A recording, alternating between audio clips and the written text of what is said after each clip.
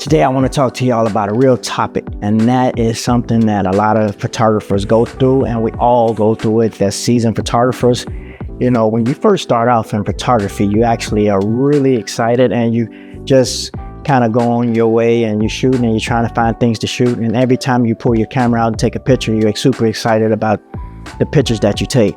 But then as you get more and more progressive in photography and you learn more about photography and everything like that, you start to get into this little plateau where you want to create, you want to do something more creative. You get more creative in what you're doing and you're trying to stay creative, and you kind of keep pushing on that creativity until that point where you just hit this plateau of your photography and try to figure out what is next, you know, with your photography. And you kind of start pushing all the kind of boundaries to try to see if you can kind of push that little bit more extra out of your photography and your images and everything like that. And you're inspired by a lot of other photographers and a lot of the work that they do, and then you kind of recreating and doing your own spin on the ideas and stuff of that nature. And then all of a sudden it hits you.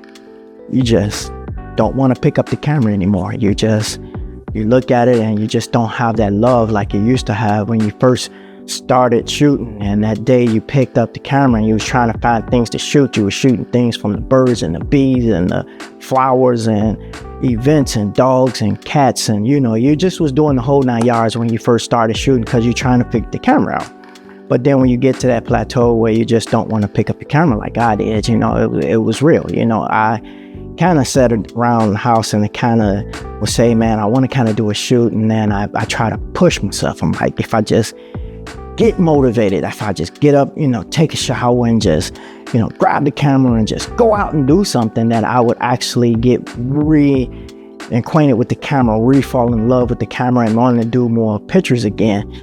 But that was not the case. I just couldn't get the motivation. I just kind of looked and I kind of was like, man, you know, and then I started second guessing myself, like, you know, is this it, man? Is it done? You know, am I done? Did I get it out of my system? Do I still love photography? Do I want to take pictures anymore? Do I just want to create magic and just make amazing images and, you know, loving being behind the computer and the editing and what the shots I've done and what they look like and how excited I was when I get the memory card out of the camera and then put it into the computer and I'm ready to go, you know.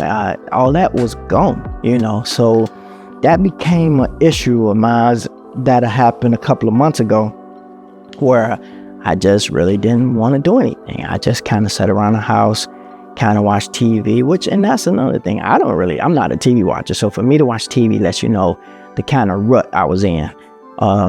And it happens. I think it happened to every seasoned photographer out here. You know, you kind of get to a plateau where you just don't know what you want to do with your photography and how far you want to go with it, or if you want to go any farther with it. Like, this is it. Like, I done it all. I done everything that I can possibly think of in my photography, and I think I got it out. I think I'm good, you know. So you put the camera down and you just look at it, and for months I just kind of looked over at my camera and I just like, can't do it today, you know. Or I had excuses, or I gotta, you know, wash clothes, or, you know, I gotta you know, go, you know, do some errands and stuff of that nature. And I make all kind of excuses. And one day I just had a friend of mine send me a photo, and he always sending me photos, and he sent me this photo and he asked me, can you recreate that?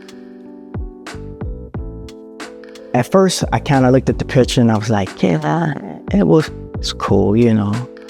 And the more and more I looked at this picture, I'm like, is this photo AI? You know what?